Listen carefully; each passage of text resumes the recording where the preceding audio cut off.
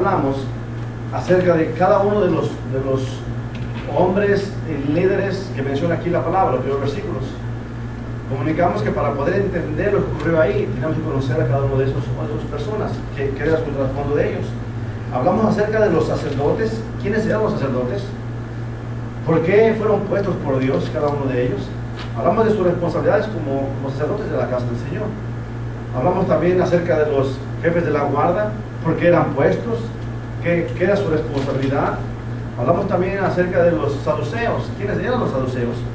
Hablamos acerca de la doctrina que ellos enseñan y por qué razón se reunieron los sacerdotes, los líderes de la guarda y los saduceos. Porque dice la palabra que estaban molestos. ¿De qué? De que Pedro y Juan estuvieran predicando la palabra aquí en el templo, aquí en la puerta, ahí en el atrio del templo, predicando la palabra, cuando ese hombre fue sanado, ¿verdad que sí? Las enseñanzas fueron de que ese hombre fue sanado. Y fíjense lo que hace el Espíritu Santo, hermanos.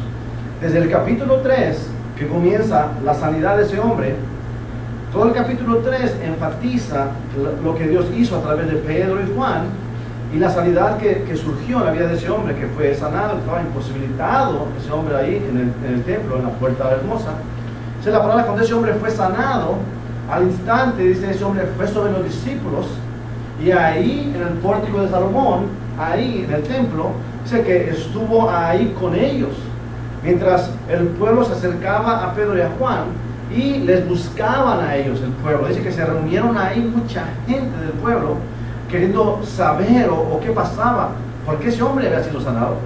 Y en ese instante Pedro, dice la palabra, que comenzó a predicar el mensaje de Jesucristo y les dijo a las personas: varones del pueblo de Dios, espérense, le dice, no pongan la mirada en nosotros, dice Pedro y Juan, como que si por nuestro poder o nuestra mano hubiera hecho un milagro, a ese hombre fue sanado. No, dice Pedro y Juan, no somos nosotros, dice Pedro, fue Jesús, dijo, y comenzó a darles el mensaje de Jesucristo.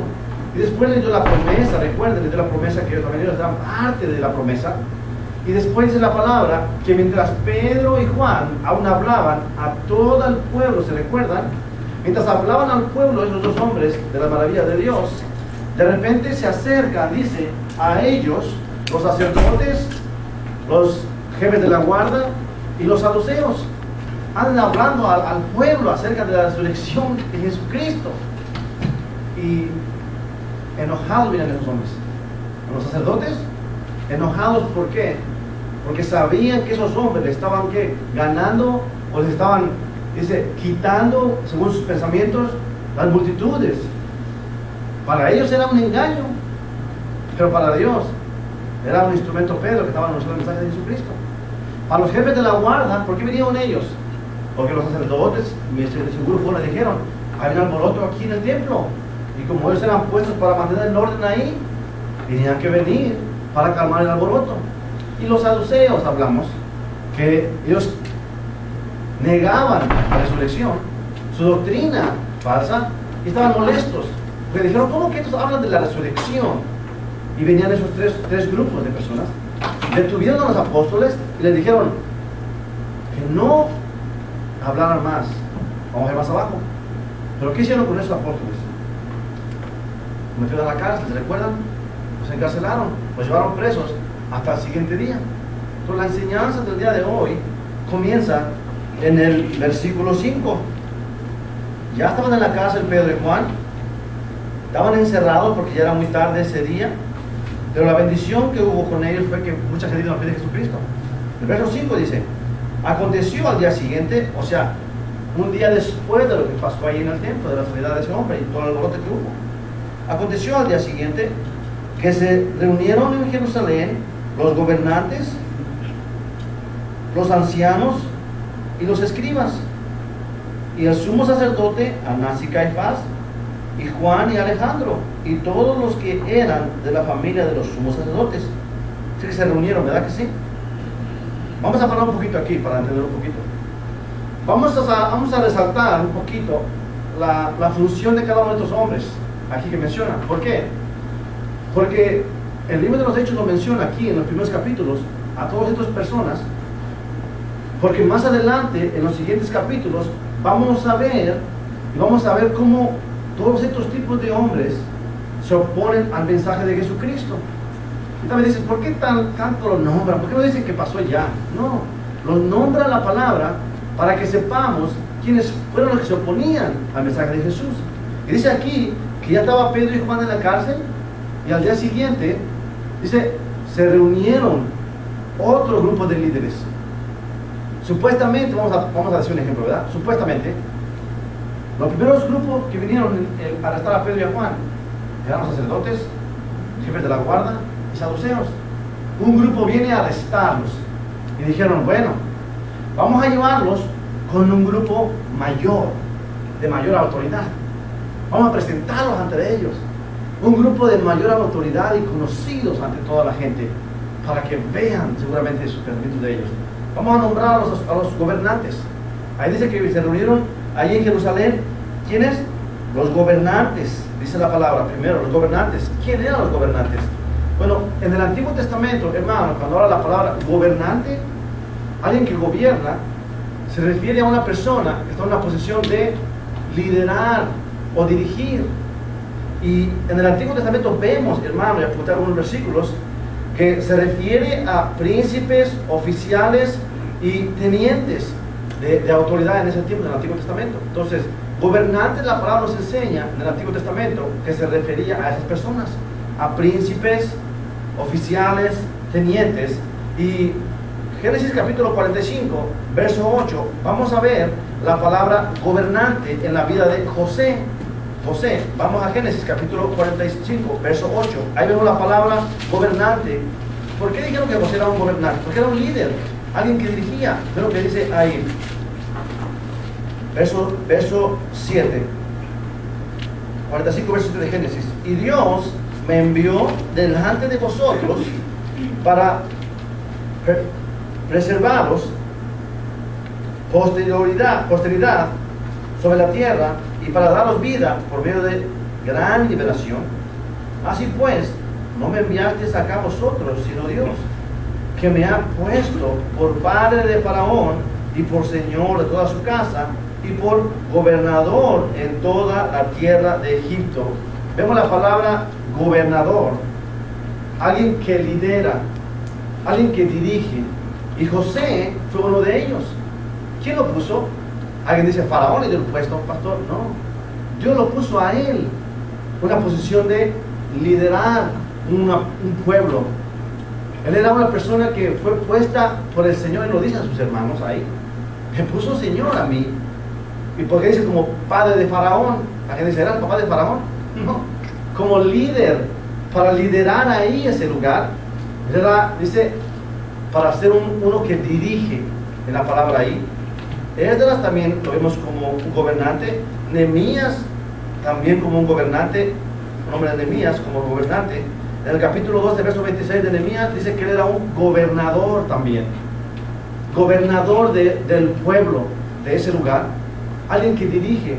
Entonces, en el Antiguo Testamento vemos la posición de gobernante o gobernador a una persona que es un príncipe, a oficiales de nivel alto o tenientes, alguien que dirigía.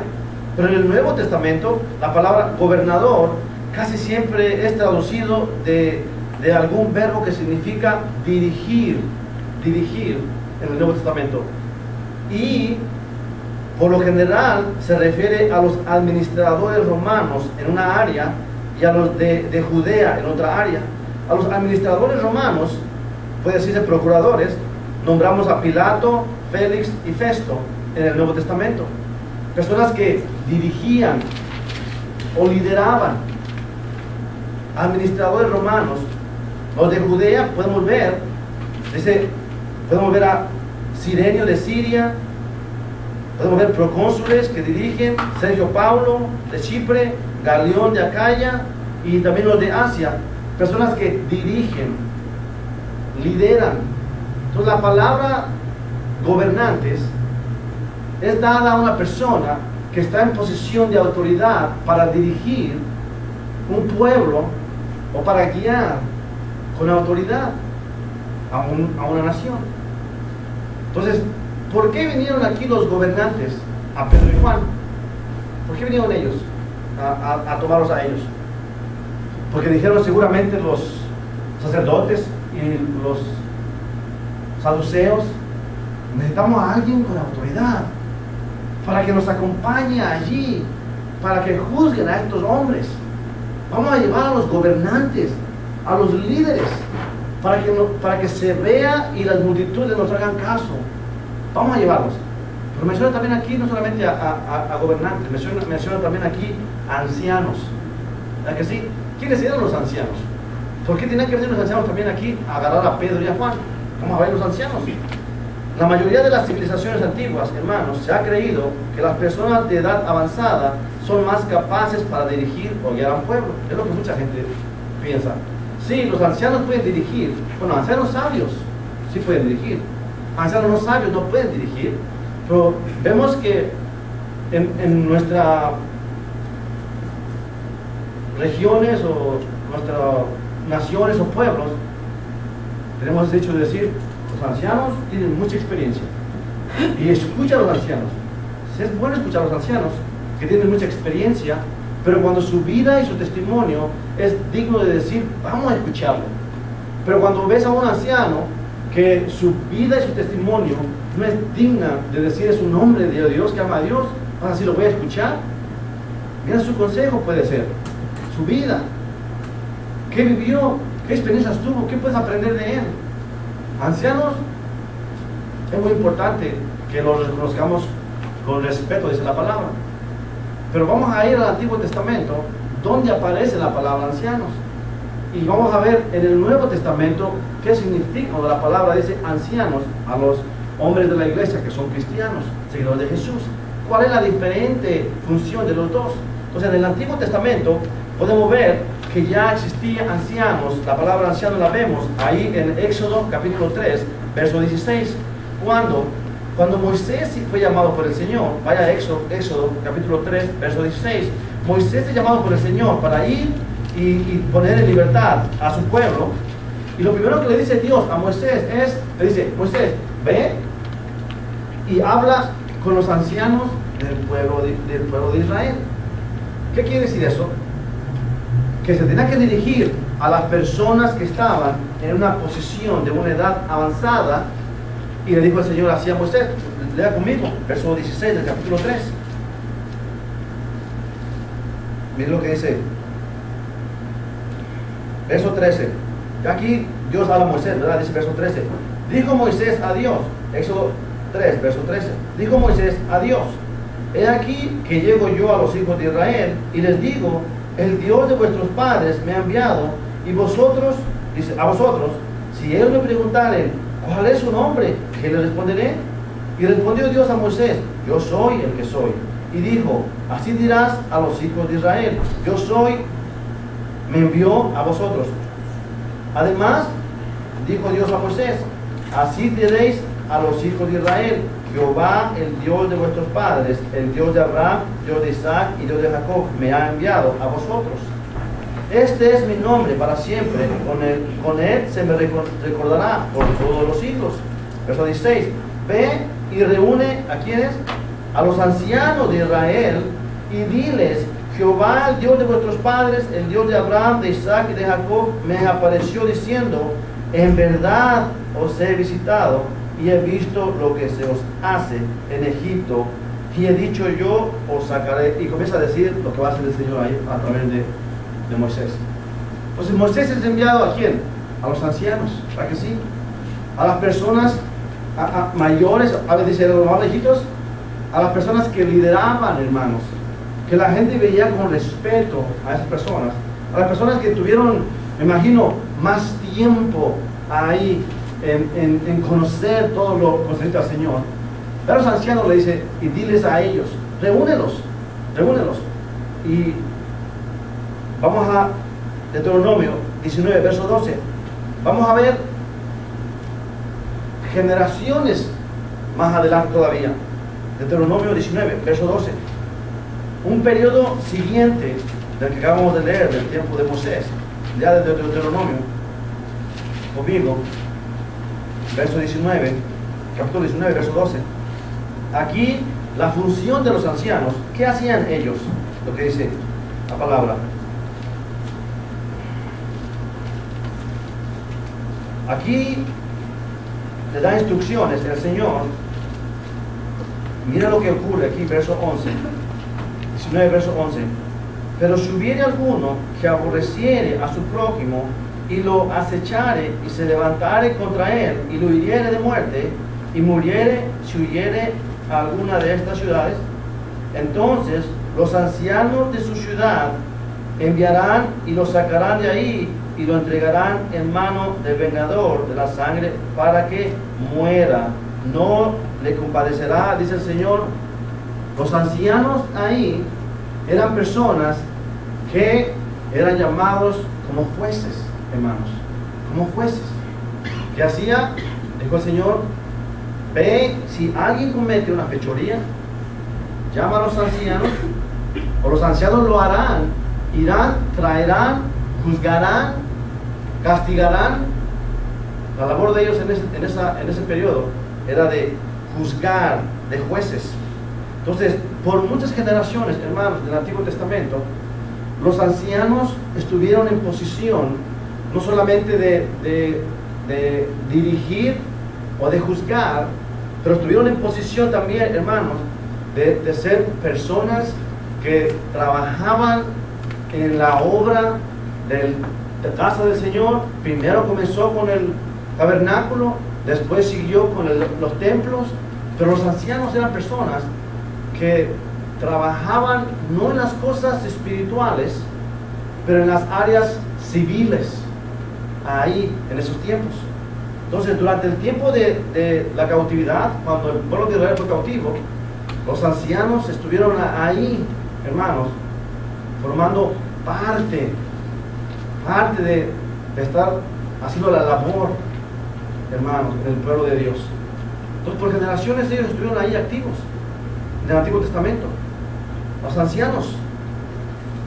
Pero en el Nuevo Testamento, hermanos, en el Nuevo Testamento vemos algo diferente completamente. En el Antiguo Testamento los ancianos, hermanos, solamente se podían o se dirigían a casos civiles, cosas que pasaban en el pueblo, pero nada tenían que ver con las cosas de ofrecer sacrificios en la iglesia, en el templo, nada lo espiritual, en cuestiones de llevar a cabo algo en el templo del Señor. No. Pero en el Nuevo Testamento vemos que sí lo hacen los ancianos. En el Nuevo Testamento los ancianos se juntaron con los sacerdotes, se juntaron con los principales sacerdotes y formaban parte hasta del Sanedrín esos ancianos. Entonces, ¿por qué los ancianos aquí vemos que vienen con los gobernantes? Porque ellos se creían o pensaban que eran los que podían decir o decidir quién estaba bien y quién estaba mal. Yo, por mi posición que tengo de anciano en el templo del Señor, puedo decidir quién está bien o quién está mal. Por mis experiencias, por mi posición, puedo decidir. Pero vemos en la palabra que también nombra ancianos, ya cuando estaban los apóstoles. ¿Quiénes eran esos? Cuando habla de los ancianos en la iglesia del Señor, los creyentes, ya habla de los hombres en posición espiritual maduros. Había hombres que estaban en la palabra, llenos de la palabra, llenos. Y Pablo, dice la palabra que Pablo y Bernabé establecieron ancianos en las iglesias, personas con el conocimiento en la palabra, personas que podían entender la palabra del Señor, que tenían una comunión con el Señor constante, que eran fieles en su testimonio, personas que eran fuertes espiritualmente, personas que el apóstol Pablo vio, guiados por el Espíritu Santo. Él y Bernabé establecieron ancianos en las iglesias, donde quiera que ellos iban. Quiere decir, hombres que estuvieran cuidando el orden de la iglesia del Señor, que la iglesia avanzara conforme la palabra está diciendo. En algunos versículos vemos la palabra anciano como personas que predican la palabra, personas que visitan enfermos. En Santiago podemos ver ahí a los ancianos, los nombra, personas que visitan. En Timoteo también habla de personas que predican la palabra. Entonces, la palabra anciano, hermano, en la iglesia del Señor, los cristianos, tiene una función, y la palabra anciano en el Antiguo Testamento tiene otra función. Entonces, ¿quiénes eran los que vinieron con los gobernantes? Eran los ancianos que estaban solamente puestos para dirigir cuestiones civiles. Ahí, nada que tenía que ver con el templo, nada que tenía que ver con los sacrificios, nada de eso. El anciano del Antiguo Testamento, así se veía, y lo vimos en el tiempo de Jesús, los apóstoles. Pero en la iglesia del Señor vemos que hay una línea. Entonces, ¿por qué, pastor? Porque hay una línea de ancianos en la iglesia del Señor Jesucristo. ¿Qué función tienen ellos? Como en las sinagogas, puse mis notas, había un consejo de ancianos y de líderes que lideraban. Era normal, hermano, y fue normal que la iglesia del Señor, hermano, la iglesia cristiana, estableciera esa estructura también de ancianos. Que Pablo no copió, pero establecieron un grupo de líderes con sabiduría, guiados por el Espíritu Santo, llenos del poder del Espíritu Santo, llenos de la presencia de Dios, para encargarse de que la iglesia del Señor marchare de acuerdo con la palabra establecida. Ancianos. Función del anciano judío, Antiguo Testamento: se encargaban de los asuntos administrativos y civiles, nada de los cultos en la sinagoga, hermanos. Función de la iglesia, de los ancianos en la iglesia de Cristo: visitaban a los enfermos, una labor pastoral hacían algunos, Santiago 5:14, predicaban la palabra del Señor, Timoteo 5:17. Las primeras iglesias, hermanos, estaban establecidas y había ancianos, y la palabra nombra. Hay versículos que podemos ir. Hechos capítulo 11, verso 30, podemos ver el anciano, la palabra. Pablo y Bernabé en Hechos capítulo 14, verso 23, también establecieron ancianos en las iglesias. Entonces, note esto, hermano: gobernantes, ancianos y escribas. Tres grupos de personas que vinieron todos a Jerusalén, ahí, para agarrar a Pedro y a Juan y comenzar a juzgarlos. ¿Qué autoridad tenían ellos? Puedes decir, de juzgar. Bueno, los escribas, que nombran también aquí, escribí un poquito los escribas. Originalmente, hermano, la posición del escriba era una persona sencilla que llevaba registros escritos. En el Antiguo Testamento vemos, y hay versículos que podemos ir, usted vaya y apúntelo si quiere, Nehemías 12, verso 26. Entonces, los escribas, hermanos, eran hombres estudiosos que se dedicaban exclusivamente al examen sistemático de la ley judía, que versículo por versículo examinaban la ley, la palabra, el rollo de la palabra, lo examinaban ellos, y ellos se dedicaban también, en el diccionario bíblico, a interpretar y aplicarlo al pueblo judío. Escribas cayeron en un error, hermanos. ¿Cuál? Fueron tan estrictos, que llegaron ellos a comenzar a poner leyes ellos mismos, y comenzaron a juzgar a las personas que decían: no es lícito hacer eso en el día de reposo. No es lícito que hagas eso, no se puede hacer. Entonces los escribas llegaron a obtener, y lo puse en mis notas, el nombre a ellos, un nombre de legistas o doctores de la ley. ¿Por qué? Porque comenzaron a caer y a caer en legalismo, los escribas. Y para el tiempo de Jesús, hermanos, llegaron a tal extremo que comenzaron a discutir, hermano, si era lícito, hasta puedo decirlo, comerse un huevo que puso una gallina en el día de reposo. Pero ese día de reposo no se debe hacer nada. Pero la gallina puso un huevo, lo podemos comer porque fue día de reposo. Eran tan estrictos. Jesús explicó en la palabra también, dijo: escribas y fariseos, hipócritas, Y comenzó y dijo, vuelan el comino para diezmar, pero olvidan lo principal, amar. Y Jesús estuvo siendo confrontado con escribas. Lo confrontaron a él muchas veces. ¿Para qué? Para hacerlo caer. Le preguntaron preguntas, le hicieron preguntas que querían cacharlo para caer, para que lo pudieran encontrar en algo blasfemo. Entonces, los escribas, hermanos, en el Nuevo Testamento aparecen como villanos cuyo interés era probar a Jesús, planeándole o haciéndole preguntas comprometedoras para hacerlo quedar mal con los líderes, con los sacerdotes y con las multitudes, los escribas. Entonces, ¿te puedes imaginar por qué venían ellos aquí a los apóstoles? ¿Te puedes imaginar? Había escribas que podemos decir, vamos a respetarlo. ¿Quiénes? Tenemos un ejemplo en la palabra. Mateo 8, 19. ¿Quién? Dice la palabra que Jesús venía predicando, enseñando, y hubo un escriba que estuvo siguiendo a Jesús, dándole seguimiento a él, y de repente se acercó ese escriba a Jesús y le dijo, maestro, te seguiré donde quiera que vayas. Jesús lo volteó a mirar y le dijo, hey,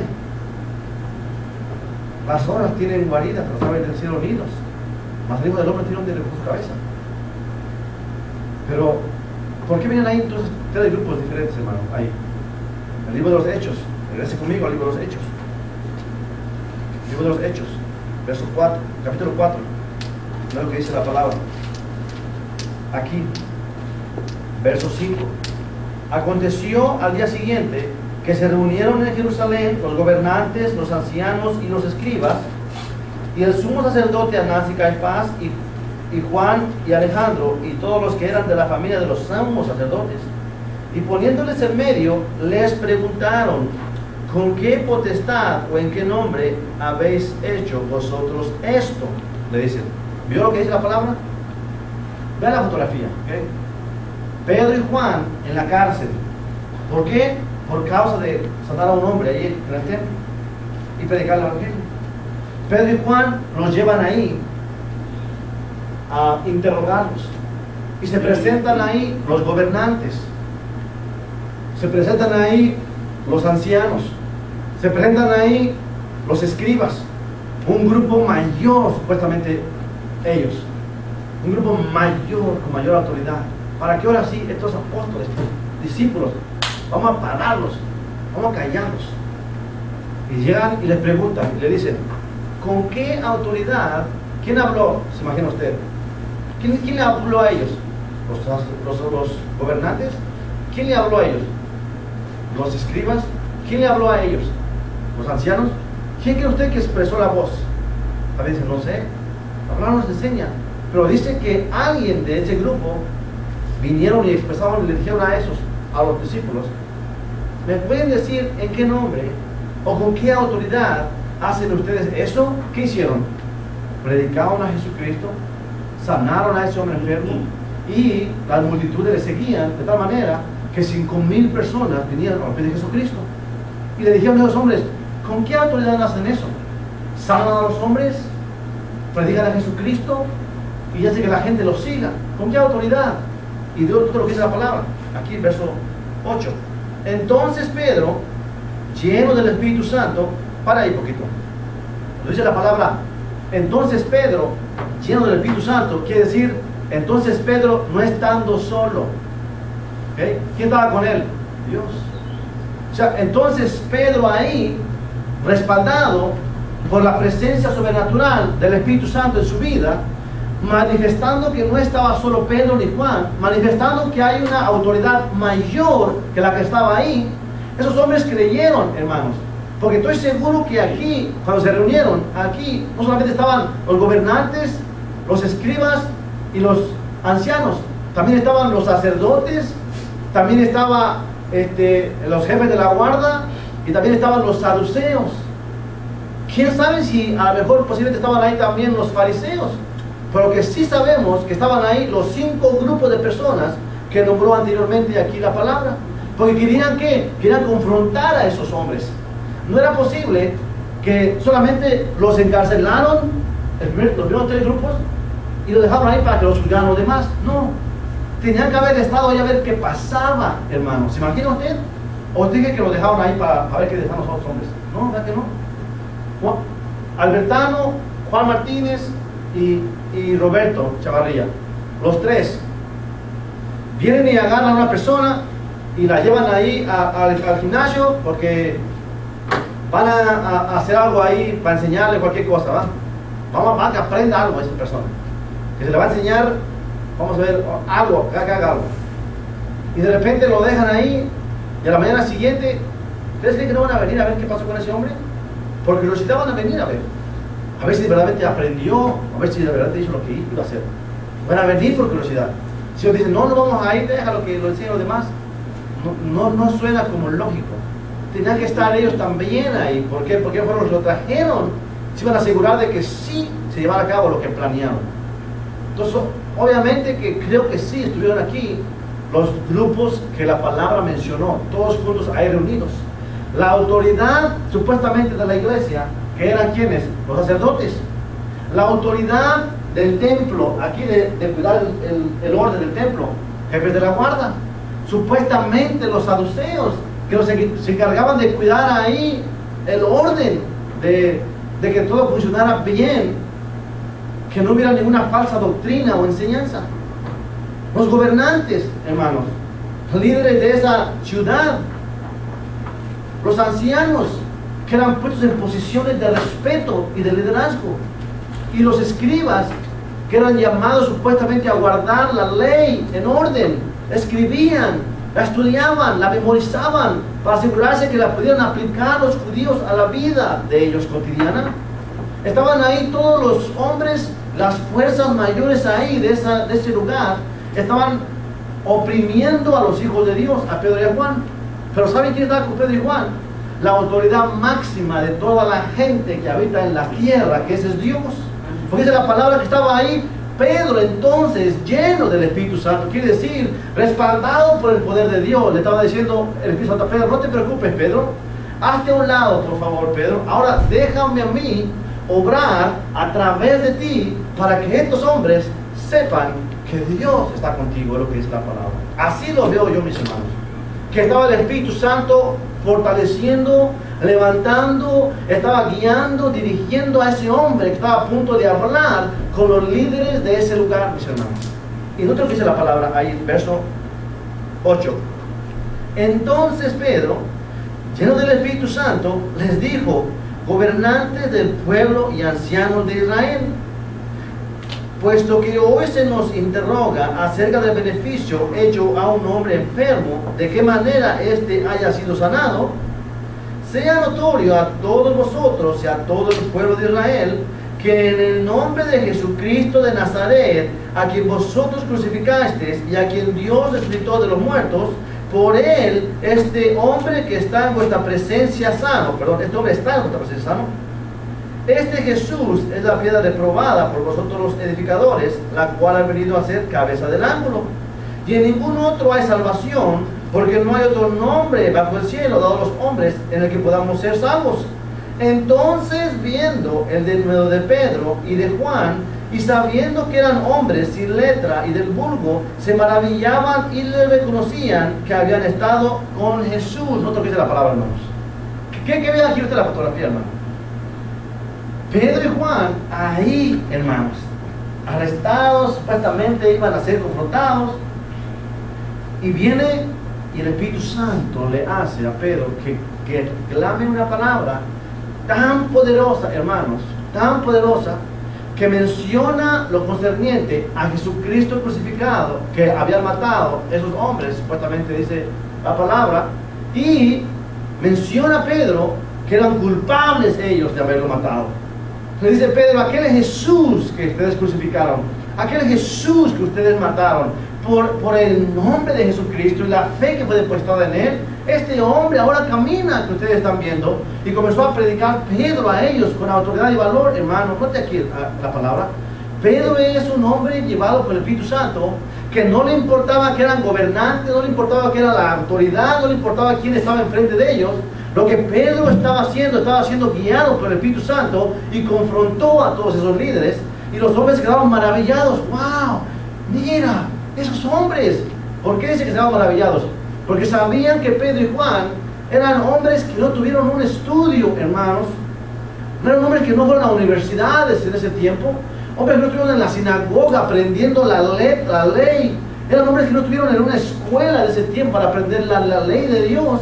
Pero fueron usados y conocían y hablaban con poder y autoridad. Esos hombres dijeron, wow, verdaderamente que estos hombres andaban con Jesús.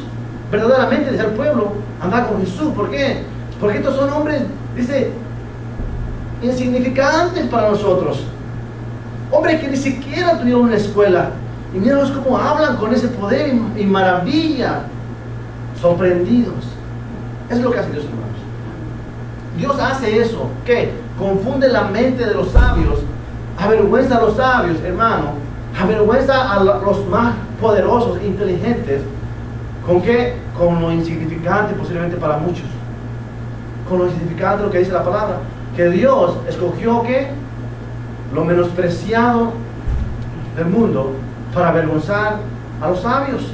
Y aquí es lo que está diciendo la palabra. Aquí Pedro les está diciendo, este Jesús es la piedra reprobada por vosotros, los edificadores supuestamente, la cual ha venido a ser cabeza del ángulo. En ningún otro hay salvación, porque no hay otro nombre dado bajo el cielo, dado a los hombres, en el que podamos ser salvos. Entonces, viendo el denuedo, o sea, viendo el poder, la autoridad, la sabiduría, el conocimiento, dice, viendo el denuedo de Pedro y de Juan, y sabiendo que eran hombres sin letra y del vulgo, se maravillaban y le reconocían que habían estado con Jesús. Y viendo al hombre que había sido sanado, que estaba en pie con ellos, no podían decir nada en contra, hermano. ¿Qué podían decir ellos, hermano? Viendo ahí a ese hombre que fue sanado, estuvo ¿cuánto tiempo? 40 años, dice la palabra que estuvo, más de 40 años, perdón. Estuvo enfermo ese hombre, fue sanado por el poder de Dios a través de Pedro y Juan. 5,000 convertidos. Y vienen enojados los líderes y los confrontan. Y el Espíritu Santo, hermano, los bendice a estos hombres para que hablen el poder de Dios y la maravilla de Dios, hermanos. Nota esto, verso 15. Entonces les ordenaron que saliesen del concilio y conferenciaban entre sí, diciendo, ¿qué haremos con estos hombres? Porque de cierto señal manifiesta ha sido hecha por ellos, notoria a todos los que moran en Jerusalén, y no lo podemos negar. Sin embargo, para que no se divulgue más entre el pueblo, amenacémosle para que no hablen de aquí en adelante a hombre alguno en ese nombre. Y llamándolos les intimidaron que en ninguna manera hablasen ni enseñasen en el nombre de Jesús. Es lo que dice ahí. Para la fotografía, hermanos. Lo están llamando a ellos para confrontarlos. Dios se manifiesta a través de ellos. Ellos se quedan maravillados y se van y se reúnen y se dicen uno a otro de los líderes, ¿qué haremos? Verdaderamente estos hombres han sido tocados. Algo pasa en sus vidas. No lo podemos negar. ¿Cuántos hombres han hecho lo que ellos han hecho? No hay muchos, no hay nadie que ahorita haga eso. Jesús lo hizo. Pero mira estos hombres, no se puede negar lo que han hecho. Y se vean a unos a otros. ¿Qué piensas? No sé qué hacer, pero verdaderamente el pueblo lo sigue. Mucha gente los está viendo lo que están haciendo. Ya no podemos ir en contra de ellos porque el pueblo nos está mirando. ¿Qué haremos? Otro de ellos muy sabio le dice, ¿sabes? Vamos a amenazarlos. Que se callen, que no hablen más en el nombre de ese Jesús. Vamos a intimidarlos. Que si no lo hacen, vamos a dar una amenaza a esos hombres. Y dice que lo hicieron, hermano. Entonces, dice, ordenaron que saliesen del concilio y conferenciaban entre sí, diciendo, ¿qué haremos con esos hombres? Porque de cierto señal manifiesta ha sido hecha por ellos, notoria a todos los que moran en Jerusalén, y no lo podemos negar. Sin embargo, verso 17, para que no se divulgue más entre el pueblo, amenacémosle para que no hablen de aquí en adelante a hombre alguno en ese nombre. Y llamándolos los intimidaron que en ninguna manera hablasen ni enseñasen en el nombre de Jesús. Mas Pedro, y Juan respondieron diciéndoles, juzgad si es justo delante de Dios obedecer a vosotros antes que a Dios, porque no podemos dejar de decir lo que hemos visto y oído. Ellos entonces les amenazaron y les soltaron, no habiendo ningún modo de castigarles por causa del pueblo, porque todos glorificaban a Dios por lo que se había hecho, ya que el hombre en quien se había hecho este milagro de sanidad tenía más de 40 años. Dice, no vive de esa manera.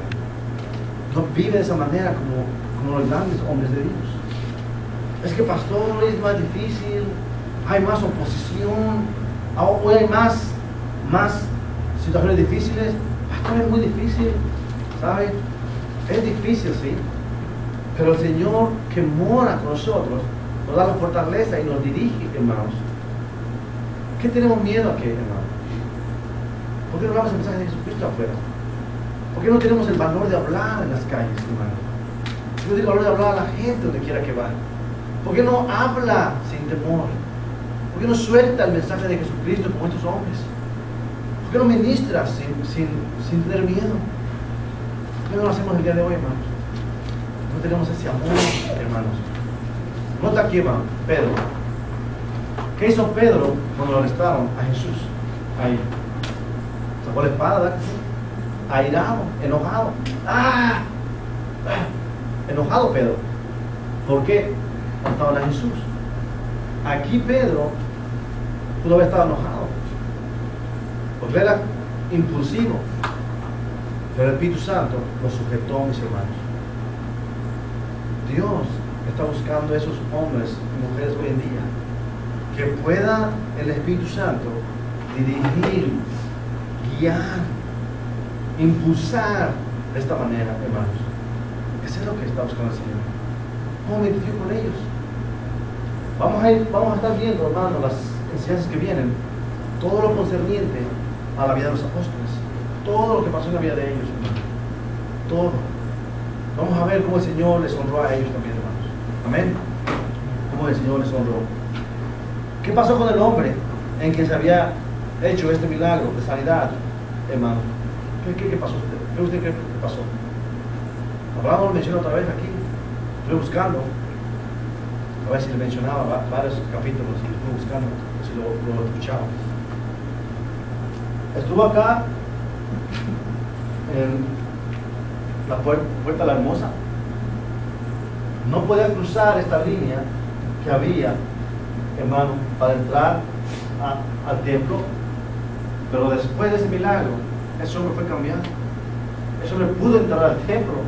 Ese hombre pudo adorar a Dios con libertad. Ese hombre pudo clamar y expresar las maravillas de Dios. Y yo creo que no solamente ahí.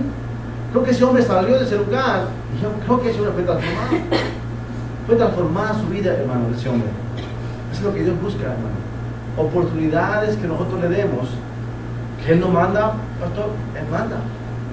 Pero cuando tú y yo nos dedicamos a la obra del Señor y a ser dirigidos por el Señor, son oportunidades para que pueda el Señor hacer cosas grandes a través de nosotros, hermanos. Amén. A través de nosotros. Vamos a pedir al Señor que nos ayude como iglesia, de verdad. Que nos bendiga, que nos use, para que el nombre del Señor sea glorificado, hermano. Las multitudes. ¿Cuántos cree usted que había? Yo creo que había miles. ¿Por qué que había miles? Cuando predicaron el mensaje, dice que 5,000 escucharon y creyeron. ¿Cuántos de ellos vinieron sabiendo que los habían encarcelado a ellos? ¿Cuántos de ellos vinieron buscando? ¿Dónde está Pedro y Juan? Estaban en la cárcel, los encarcelaron. Vamos a ver qué pasó. ¿Cuánta gente creo que hubo ahí? Muchas, hermanos. Multitudes. Fieles al Señor. Fieles buscando de Dios. Nosotros hoy en día, hermano, hemos oído el mensaje. Hemos creído en el mensaje de Jesucristo. Y estamos al pie, como dice ahí, al pie de dar el grito de batalla. Estamos al pie buscando el propósito de Dios. Estamos al pie ahí listos para servir al Señor. O somos como los leprosos El Señor sanó a 10, solamente uno regresó y le dijo gracias, Señor. Y era de otra ciudad, era samaritano. Solamente uno regresó y le dijo, Señor, gracias. Dijo Jesús, ¿que no fueron 10 los que fueron sanados? ¿Y los 9 dónde están? Creyentes que han sido, hermano, redimidos por la sangre de Jesús, limpiados de toda la lepra que teníamos antes. Y en lugar de estar con la actitud de ese hombre agradecido, diciendo, maestro, aquí estoy, estamos cómodos muchas veces como los otros, los 9, diciendo, yo estoy bien. Pedro y Juan, hermano, marcaron la historia. Vamos a ver más adelante. ¿Pero por qué lo hicieron? Porque Dios estaba con ellos. Dios está con ellos, hermano. Dios está con nosotros también. Pero la diferencia es la disponibilidad que hay en nuestras vidas. La disponibilidad. Amén. Vamos a orar. Y que nos ayude en este día.